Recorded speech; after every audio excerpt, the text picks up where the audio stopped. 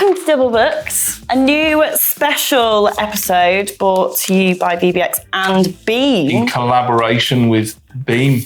Yeah. The association. It's quite exciting. Yeah, you're welcome.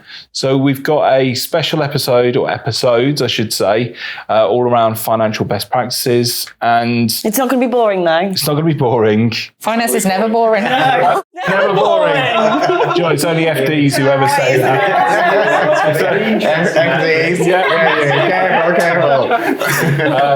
So it's around best practices, and the team at Beam have invested a lot of time in regards to creating a toolkit, essentially, which is, it's not rules or anything like that. It's just guidance on best practice for both parties. So more importantly, it's best practice from HMRC as well. So they've taken this from HMRC. It's not Beam saying you've got to do this or anything like that. It's from HMRC. They've done so much research in this. Absolutely. And we were at the Finance Forum. I think you guys we were all there. There's so much about this in the industry at the moment about finance, which there always will be, I'm guessing. But at the moment, we're just going to take through a couple topics, which is really hot at the moment, and ask a couple questions of your opinions, what's best for you, and how can we, which is why we're doing the podcast. How can we, now I always say bridge, but we're going to build today, aren't we? Build the gap of communicating. It's bridge the gap, not build the gap. You're building the gap, you're making the gap bigger. That's not what we want to achieve here today. That's a suggestism. It's a suggestism. But yeah, we want to help. At the end of the day, it's all around communication. 100%. That's what I was going to say. Exactly. And finance, let's face it, at the moment, is probably the biggest pinch point for everybody in our sector, regardless of where your business sits, whether it's agents, whether it's suppliers, whether it's venues, whether it's groups, whoever, even clients, direct clients for people, finance is the biggest sort of crux at the moment. So anyway, without further ado, let's do a little intro. We'll do intro. So we'll start on the end, if you'd like to intro. I'm Gavin Paul. I work at Arrangemine. I'm the finance director there. I've been in the business now almost 18 years. So congratulations, I've been in for working with Nick time. Scott for that long. That's it, yeah. If you make it to 20, do you get a gold watch? Maybe I'll see. Maybe a plaque. I was going to say a plaque. Yeah. I was going to say, and if it won't be a gold watch, it'll be a gold S. Gold, yeah. Gold look. Well, you know Nick too well. I know, yeah. Fantastic. Cheers, Gavin. My name's Sean. I am head of national sales for Village Hotels. So I manage all of our agent partner relationships across the 33 brands, 33 hotels that we have here in the UK. Thank you so much for letting us host here as well. Thanks to the Village. Thank you for keep talking about this conversation. I think that is just something that it gets so tense. It's just in both sides of the camp. And actually, I think it's a little bit of it's great that there's some responsibility that we are actually bringing and igniting the conversation, because it doesn't need to be.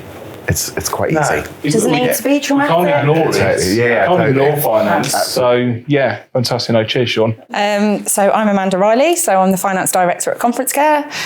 So I've been working there now 5-6 years, and also working closely with Conference Care some 20 years ago externally. Just really everything that we're talking about today is a daily conversation I feel like I'm having at the moment. So I sat next to Amanda at the finance forum, and I kept getting sort of another topic now. No, it's pulled in the big boys today, haven't you? Yeah. Some great. And it's not me. Shout out to Jules Shorrock. Which they are here, but they're hiding behind the cameras. Just to put that out there. So we've got Julie Shorrock from HTS and Juliet Price from Beam, and watching over us with beady eyes, making sure that we're not being too naughty, and that we stay on track. Which is very hard for us sometimes. Yeah, always. Should we kick off then? Yeah. So I think in this section at the moment, we're going to be concentrating on bill back and virtual credit cards, because I think at the moment, from what we've got from Beam and the information and chats that you guys have been having, they're kind of the two key topics at the moment. So I'm going to open this out at the moment just to get everyone's perspective. Let's start with bill back. What are your struggles at the moment, and how can we collectively work through that? Do you want to start, Amanda? Do you want me to start? Yeah. I think from my point of view, probably feels like daily conversations at the moment around this issue. So, and only really arisen post-COVID. So the key objective for me is getting across ultimately who is the person paying for the bill, and that's not necessarily who's the one physically sending the money, but it's the core of that. So it's understanding who's the contract with, who's the principal payee, or is the agency acting as a disclosed agent, and just understanding that at the very start of the conversations around credit and bill back. That's the core, and it all comes back to that, and it's trying to get that across. Is an agency may be paying the invoice, but that absolutely does not mean that the agency is liable if they're a disclosed agent. So who's the contract with? So do we think maybe at inquiry stage of an event or at booking, that should be a key question, even from an agent, just being proactive and saying, just to let you know, this is how we work. We work like this, so it won't be us paying the bill. We're just the transactional, in between. And that's part of the event inquiry to stop it there and then. Done, dusted. Everyone's got that information. We do like our teams, and I'm sure Amanda do. We always, because we do act as disclosed, mainly because of the HMRC rulings on it. It means they can claim their VAT back. Yeah. So our agents always do, but you always get the same thing of, oh no, you haven't got enough credit, and it's like, no, you're meant to be going to our client to look at it. Well, no, you're getting paid. No, we're a disclosed agent. So we quite often getting that. Quite often it would be, we got big events, and then a week before or so, they'll just drop a line saying, you haven't got enough credit. We need prepayment, and they haven't done it. So it could be going on for 6 months. This inquiry, a week before, we haven't got credit. Why hasn't those discussions happened beforehand?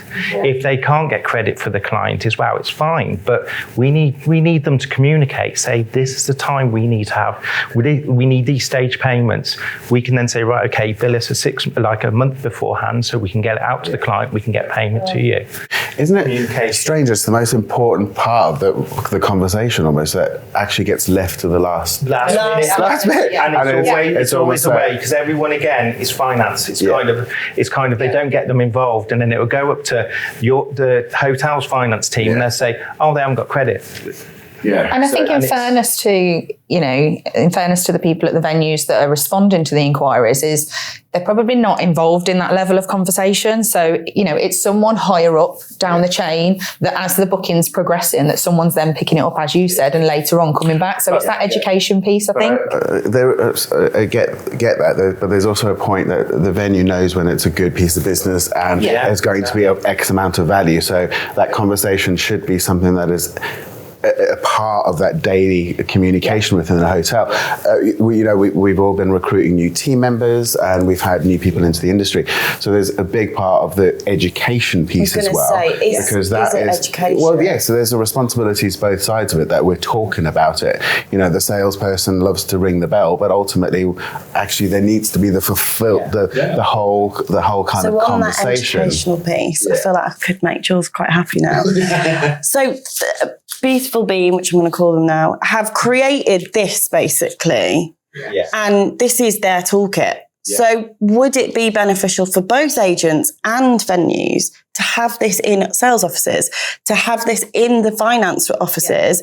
Yeah. You can't miss it. This is exactly saying everything what it is, your principal payee, exactly the routine of what needs to be done. And I think you guys are going to be sending this out to everyone, and it's just more of an encouragement. And you can then say, well, have you got the toolkit? Right. Yeah. And you can refer to that toolkit, and the sales guys can refer to that. It's also our responsibility when we're doing the inductions. We go straight into our systems and our processes and everything like that. That has got to be the part that we instill that education piece across it. And I think these are so different to other business. Yeah. You're just going direct to business clients and things like that. It's very simple, but agencies, we're dealing with multiple clients all the time. We could have 5 inquiries at one venue for all different clients. Yeah. But also you end up with clients who have payment terms of 90 days, 60 days, 120 days. Yeah. And therefore speaking to us 6 days before an event happens and then saying, we need payment in 2 days. You're like, well, we can't, that's not going to happen. Yeah. So and the education piece is something I was going to touch on in regards to, because like you say, because there's so many touch points from both sides. So whether your agency or venue side, it starts off with an agent potentially picking up and handling an inquiry, then goes to a venue where it's with a coordinator maybe, or a diary manager or booker. Yeah. And then you've got salespeople who are in between, the operations team. Then it gets to finance at the very end almost. And sometimes it doesn't filter through. So the whole principle, disclosed agent, you know, bill back. A lot of this terminology, some people might not understand. Our girls would not understand any of it. No. And I think that's why it needs... I don't, being totally honest. I know a bit, but I am by no means a subject matter expert when it comes to this sort of stuff. But you do have all of that information at the contract stage. Yeah. That is the point of the contract, because ultimately we go through those motions to protect both businesses and to secure it. But it's almost like we should be detailing that process at the contract stage. That should be really clear. It even says here that, you know, how should invoices, etc., be addressed for bill back via an agent and things like that. Yeah. Even, you know, how you address on a contract, it should state it, and that will kind of state exactly how. Well, it's kind of, I know we've had challenges, and it's not about us, we're here to talk about you guys. But we've had challenges, and I'm sure you guys have experienced as well, whereby somebody will produce an invoice to you, and there's no address on it, or just say a business name. You're like, well, but what am I supposed to do with this? It's not. Yeah. In terms of that topic, why is it important from your perspective? Because we know that we've got to follow the instructions in terms of how our relationships and what we're doing. But for the audience, why is it so important? What knock-on effect does it have for you? I think the key in terms of the invoicing and the addressing of the invoicing is, again, you touched on it right at the very start. It's all down to HMRC. You know, it's not something that we're choosing and saying that the invoices need to be a certain way. It's HMRC, bill back concession. It's a HMRC approved scheme. And, you know, the fact that we're specifically saying, if you're acting as a disclosed agent, we're specifically saying the invoices need to be client name, care of, agency, is because you are invoicing the end client. You're invoicing the end client, but just through the agency as an intermediary. It's not our invoice. Hence why it all comes back to, if you're a disclosed agent, don't credit check the agency, credit check the end client. That's why we're asking for the invoices. I'm so glad we're saying it. You need a sign every now and then. You could just pop out and go, credit check the customer, credit check the client.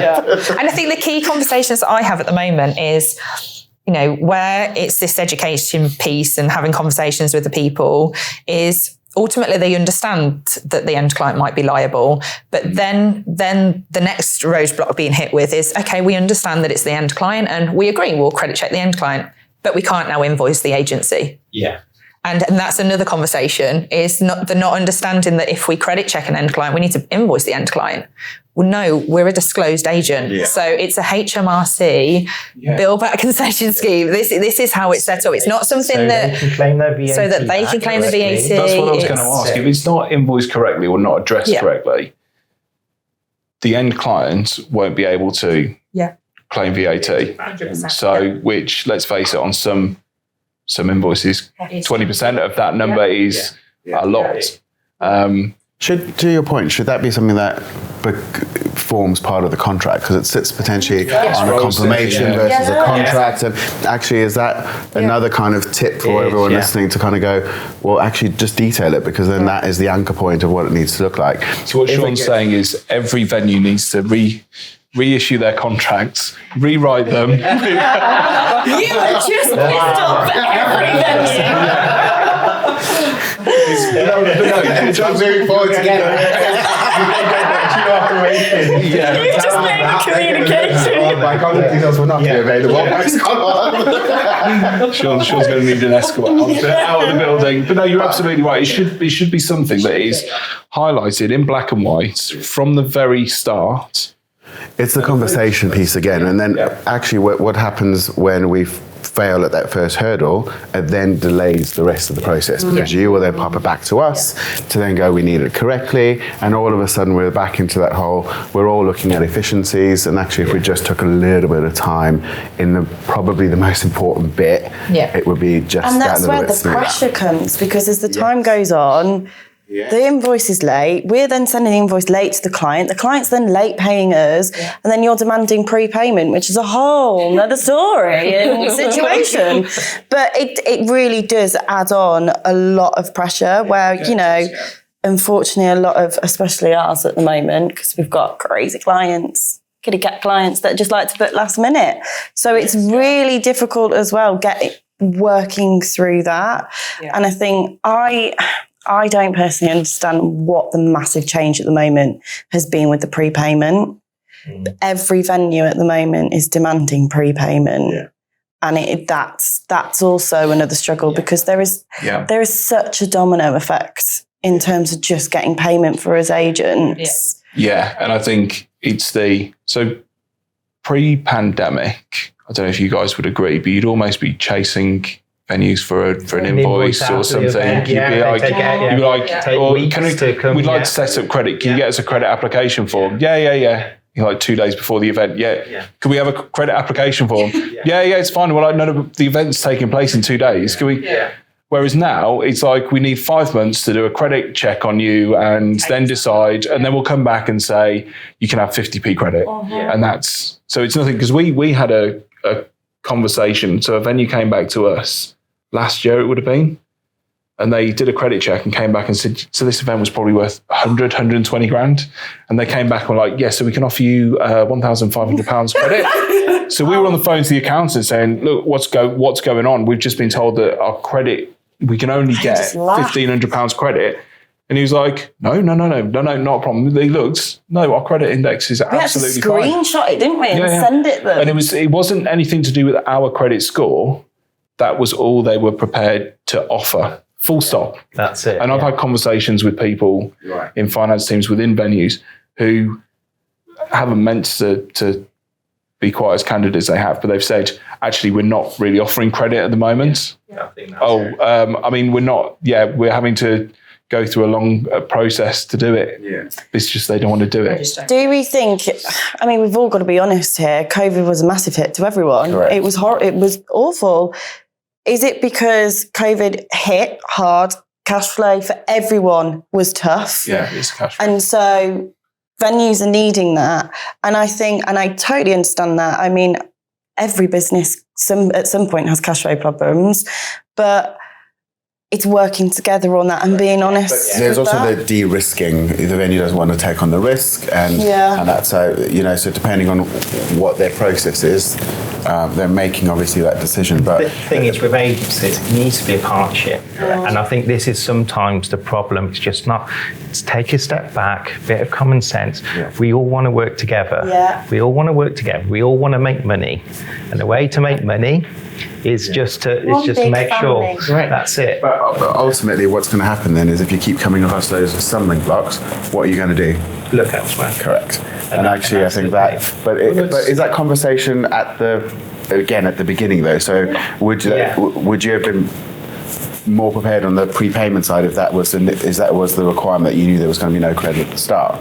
Because again, exactly, and that's it. Communication. And you can then work out a payment plan and all of that, which we do now. Like we totally understand. So our CEO have been like, do you know what? COVID was crap. We get it. If we try and nail this in well in advance, we can get a prepayment. We can get a payment plan in advance, and then we can work with the client to do that too. So we can, work it together. But also, and I'm sure you guys have approached things similarly over the past sort of 18 months, 2 years since the C word. But sometimes a venue will come to you there'll be a contract, and you look at it and you go, well, the client's not going to pay 75% within 30 days and 25% 4 weeks afterwards. They're not going to agree to that. So then we've worked with venues and groups and other suppliers and been like, okay, so this is actually a payment plan which will work for the clients and will fit. So we'll do 10% or 20% initial, then 30% in another 6 weeks' time, and then, and everyone's in agreement. Again, This is going to be the buzzword. We should play Communication. So we'll introduce a little game. If you're at home listening to this and don't have plans to drive, get yourself a bottle of whatever your poison is and a shot glass. And every time we say communication, you have to do a shot. You said a game in episode 1. Give yourself a break before episode 2. So, Stu, I tell you what then, Stu. Stu, if I say this, can you just keep having it on repeat for the podcast? Yeah. So this is Beam's, big thing that they want to go out for the finance, and we're partners. Communication is key to achieve prompt payments. Yeah. Just have that ringing, and then they should all be having loads of shots. Yeah. Sorted. But no, communication is the key to, and that's kind of the reason why we started the podcast, wasn't it? In regards to not to. Do you know what the podcast came from? The finance forum. Yeah. No, definitely. Off the back of that, yeah. And the key thing that we wanted to support and help is there is a challenge around communication. It's not just limited, or it's not just in our industry, in our sector. It's in every sector, whether it's communication, automotive, telecoms, whatever it might be. Communication is just bad. It happens into business, into departments. But that's the key thing. No. But we need to get better at communicating, and like I say, if everybody communicates earlier on as well, and that's then shared. The takeaway needs to be start talking about it. Absolutely. When it's the right piece of business, and that conversation is happening between both parties. I think also, as well as the communication piece, it's around flexibility as well. You've talked about payment stages of deposits. It's not just the staging of that throughout, so that you've got time to plan to get that funds in, but we get a lot of deposits on signing of the contract. And again, if that's still a client that's a 30-day or 60-day process, if you've got a huge event and it's 20% on signing of the contract and it's 25k, the agency, if you're a disclosed agent, the agency is not liable to make that payment. No. It's the end client. And, if the event is June next year, as long as you've got that signed contract, there's your commitment, there's your financial security. Wait the 30 days for the, deposit. And the reason I'm trying not to laugh again is because one, haven't you? This happened a few months back. And we'd been chasing for a contract from a venue. It came through at like 4:30, 4:45 on a Friday. You needed it by 5 p.m. 50% deposit and signed contracts returned by 5 p.m. And I'm like, that's good luck. Yeah. It's not going to happen. We're going to cancel the thing. You're not going to cancel it. No. I've just said, look, we can get the signed contract to you middle of next week probably. And then once that's signed, we can then organise payment. So, but just again, communicating. My next question, this happened to us last year, I believe. Yeah. Before we move on to virtual credit cards, it says here in terms of late payment, with the charges of late payment, who does that go to? How much is that, et cetera, et cetera? We had that last year, didn't we? Because the client paid us late. So we had to deal with that. Yeah, it was the client's responsibility. It was a human error. There was nothing, there's no malice in it or anything like that.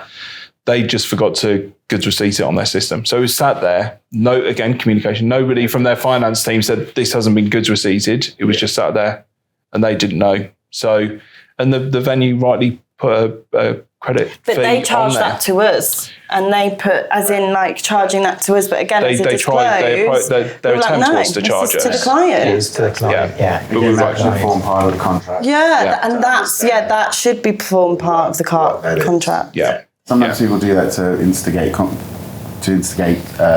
speed, and actually it shouldn't be. It should be, if that's what you're going to do, follow the process. But if then it comes down exactly what we said: the understanding of who is liable, who's the contract with. Is that built into the contract? Have a conversation first. Pick up the phone. Where are we at with payment? Like you said, if the payment was late coming to you, pick up the phone. We're all over it. This is where it's at. It's likely to come in next week. Communication. But going back to your point, is it on both sides of the table then that the team giving the inquiry should be being educated and said, like, talk about that part more. Us as a venue going, talk about that part more, and hopefully that then starts to just keep keep the conversation going. Absolutely. But on the fees, if it's not a disclosed agent, so if it's a disclosed agent, of course, it's the end client who is liable for those fees. But if somebody is acting as principal,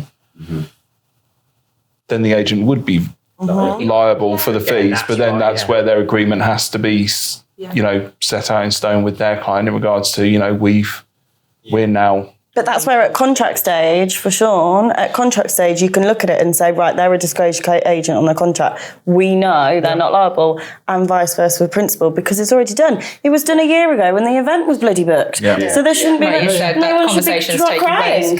Yeah, that conversation's taken place at the time. Okay. Just quickly before we move on to the VCC Yeah, stuff. because we're timing, guys. I'm a poor timekeeper here. Yeah, and you're not doing great. No. All of these modules, we're going to call them modules. Modules sounds a bit too educational, doesn't it? Bean bites. Bean bites, like that. Bean bites.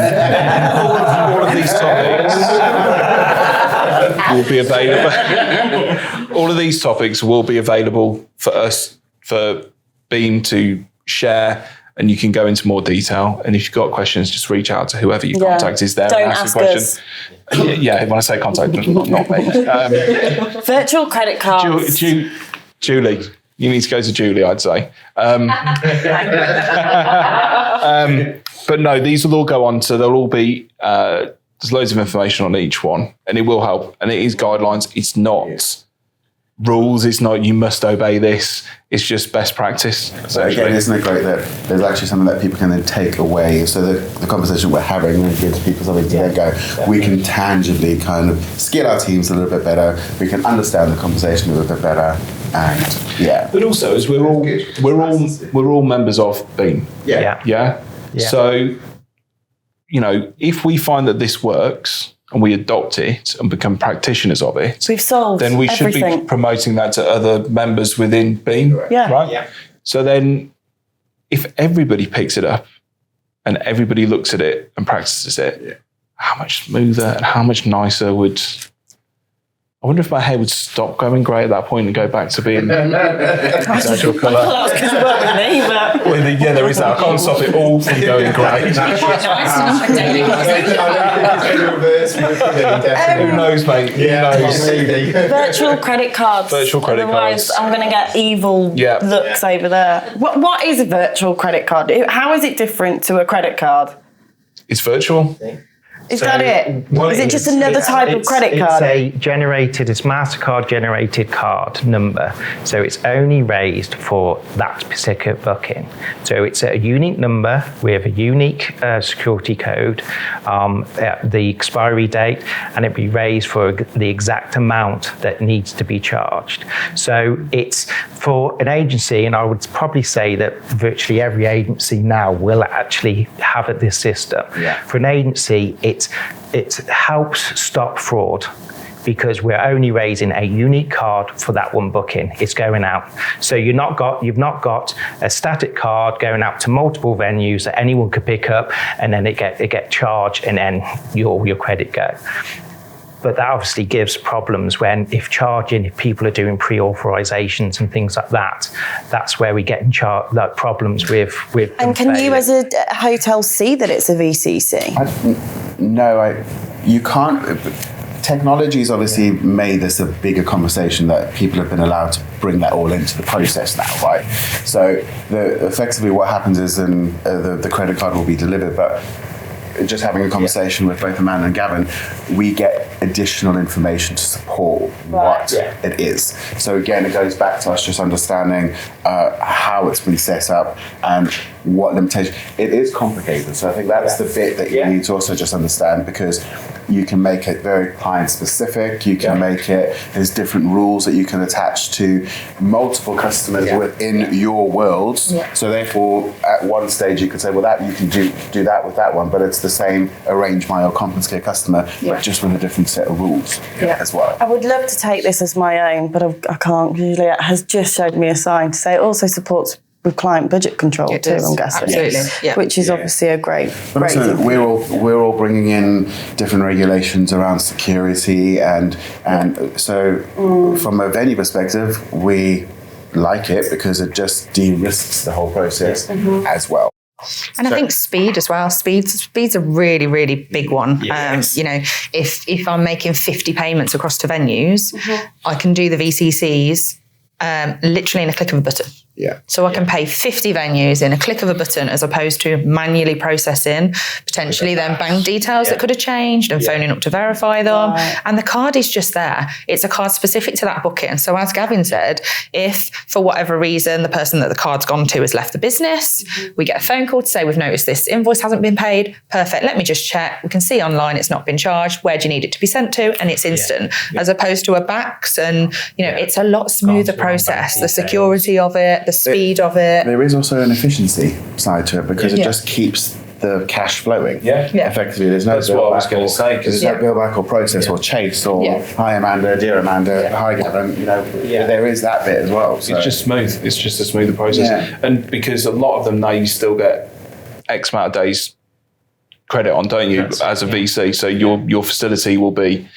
say, 60 days, 90 days, interest free, which just means that you can raise a payment to a supplier and then sort out the rest of the particulars afterwards, really, as an internal process, rather than having to go, well, we need the funds in from the client immediately to be able to pay this out, to clear it. So what are the challenges at the moment with VCCs? What are you guys as agents finding, and what are you as a hotel? I feel like this is so 2-on-1, but hey ho.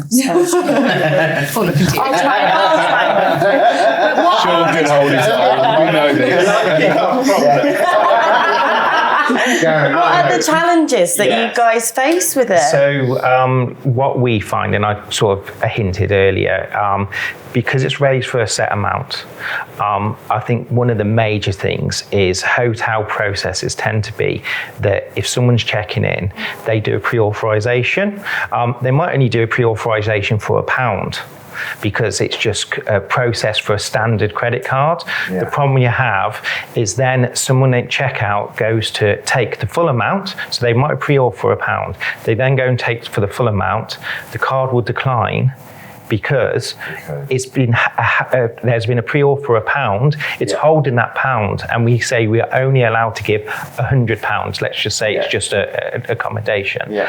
That will fail because they haven't converted it. So one of the major things is really, if it's an agency, it's VCN, they shouldn't be doing pre-authorizations, because it's how do they know not to? So I think that's what we're going to flesh out. Like I said, when we send confirmation, I think similar to Amanda, we put on there, it has the card details attached to it. It has it's how much can be charged. It has, like, you quite often will see that the expiry dates are always quite close to the checkout dates. They're probably the month after, because it's raised just for that one. Does it Some of them you can only do for 30 days as well, I think. Does it state no pre-auth? Can you state that? Well, we can state that on the hotel booking. knows. We can do it, because again, that can go on to the booking, but it's whether or not people get to see those bookings. Because if we booked it through like Amadeus or through different booking systems, we obviously always send copies to the hotel, but does that get past the receptionist? So is it there? So again, communication. The thing is, though, so the VCCs work really well, because I remember when we worked together, Book Hotel as it was at the time, we did something for a client. They used to do Christmas parties, but they would have their individual teams would be given a budget of 40 quid a head, let's say. But it was paid for by the company. So we would get people getting us booking curry houses, restaurants, wherever it was. But we could send a VCC to restaurants and they could hold that with an amount on. And it would just be at the end of the day, at the end of the meal or whatever, they'd go, right, okay, so we've got 400 quid on here, let's say, but your bill's 500. So there's a 400, you need to work out how you're paying the other, the 100. So they do work. The process works really well, because if somebody in a curry house in Staines, for example, can do it for this. And this is what, 10 years ago, as we were chatting about before? Yeah. So best part 10 years ago. That's what I mean. It's So has it always been an issue, or is it a new issue? No, it's always been an issue. So is the key issue, sorry, Doc, is the key issue when it fails? Because I've got this written down here, like what do we do when the card fails, etc. You know, when the card fails, is the receptionist that doesn't really understand, because quite rightly so, they don't need to understand everything about the booking, but do they then go to the client, oh, your card's failed, or we haven't taken payment, can you take payment? And then you're stressing your client out. So again, with the communication, back to that, how can we work together on that? Again, from our perspective, there should be a better education from a property of who our agent relationships are. It should be around getting the confirmation, reading that first. Do not involve the customer. I think because that's actually where it annoys both. It annoys the customer, it annoys the agent, but actually there's a little bit of responsibility. So maybe it needs to say like virtual credit card, if fails, do not tell client, go straight to agent. And your point of contact is such and such. And all you need to say is, I'm really sorry, we've got a bit of a system error. I just need to go and check. Yeah, and I think the key is what the toolkit's put together is kind of a list of the key things to try first. It could be a case of that you've got a set limit on your card, so you can only post, £1,000 at a time. So you may have to do it in smaller chunks as opposed to one big one, and that's why it's failing. So we've kind of got that as a step by step that we've put together both from an agency and venue perspective. The key things of why a card can fail first. Check those first, because it could just be, an easy case of one of those. Double checking expiry dates, because again, now with the VCNs, if you update a VCN, it will change the expiry date as well as the security number, because again, it's a security thing. So the main number stays the same, but it updates the others so that it changes. So it might have originally been something, but then they would have had a new confirmation which has got different details on. So that automatically trigger. It will for us, if it changes, we will always send out a new confirmation. Just another point. VCN, VCC, they're the same thing. So your credit card, virtual credit card number.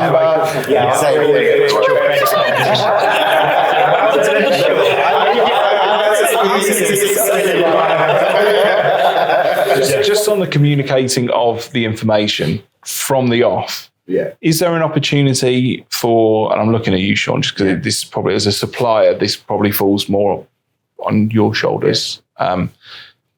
When we complete a credit application form, credit card third-party form, for example, you'll have MasterCard, Amex, Visa, whatever else. You have VCC as an option. So at that point, it's highlighted as it's a virtual credit card. I don't think we do. But is that potentially something that we could just changed things then? Copyright in that? So I'll say 15%. All the ladies out there.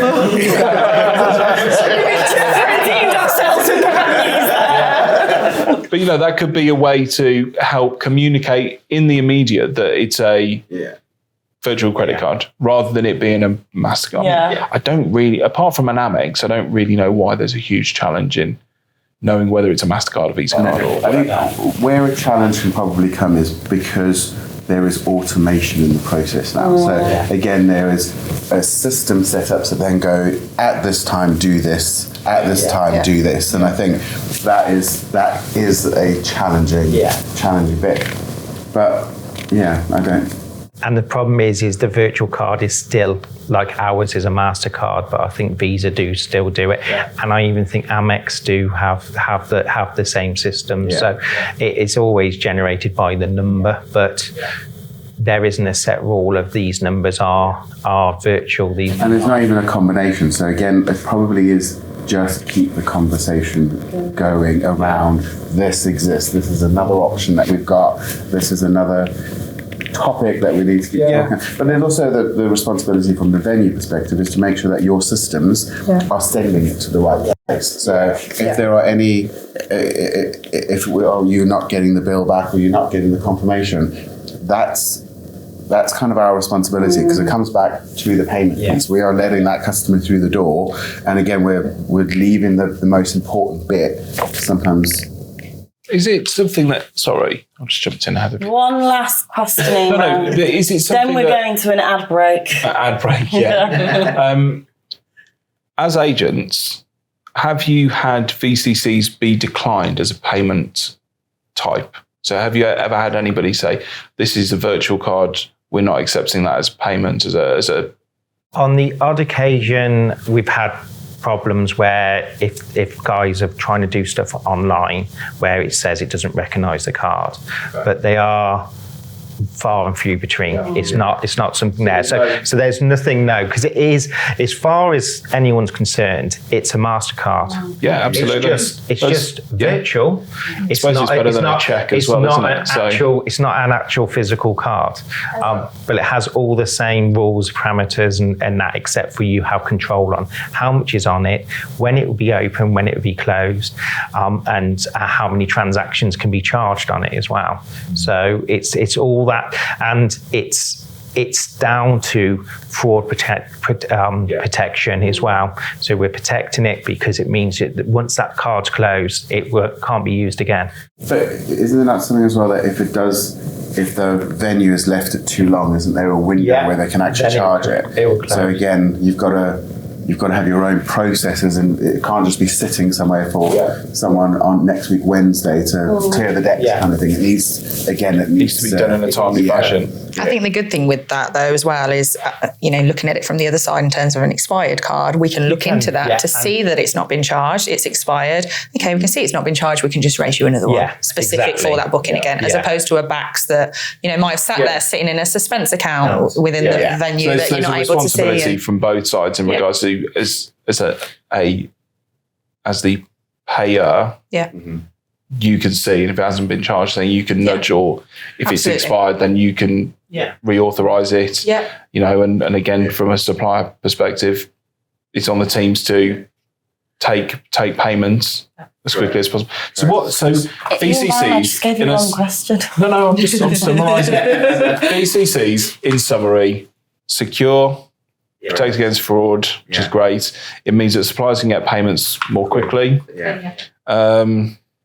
So I can't see any issues with VCCs at all. No. As a product, as a service, as a thing. For making payments. They work. Yeah. It's just about communicating that it's a VCC and making people aware of the parameters around it. Yeah. But then also one of the downloads that have been prepared here, that gives us the opportunity to actually pick something up and communicate that within our own kind of teams, because I think there's a bit of a responsibility that we also then check the backup or the correspondence or the and do the due diligence before it just becomes the customer. And if all else fails, if you do the checks and it's still failing, pick up the phone to the agent. We can then, the team can then log on and see exactly why that card's failing. I didn't realise that you could. We can do it. So they've all got it. They can log on. They can see exactly why it's failing. They can tell them, and then they can get it rectified. You can see the pre-auth. We can see it's been charged for too much. So it's also very good, quick resolution when you then followed the 8th. If you communicate. How many are there? How many are there? 6, 8. Perfect. Little steps. Yeah. To go through all 8. It'll be in the toolkit. Yeah, in the toolkit, everyone, in the toolkit. Yeah, it'll be in the toolkit. But labour of love. So we're going to take a quick break. Yeah. Let you guys have a comfort break. Yeah. And then we've got a couple more topics to go through. Yeah? Yeah. Thanks. Shortly. Bye. Bye. Bye.